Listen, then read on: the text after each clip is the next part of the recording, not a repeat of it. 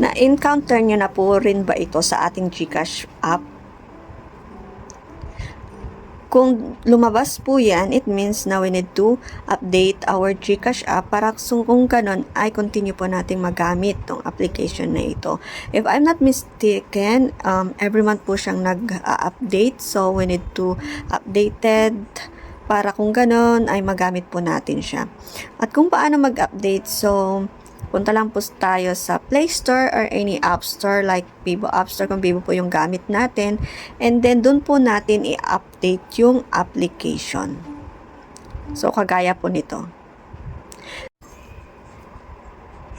Then, after how many seconds, so, okay na po siya, ma-update na po siya. And then, dun po natin open again yung application. So, yun lang po for today's video. And if you have a question, just ask and we will try to sort it out. So, thank you for watching and don't forget to like, comment, and share and follow for more.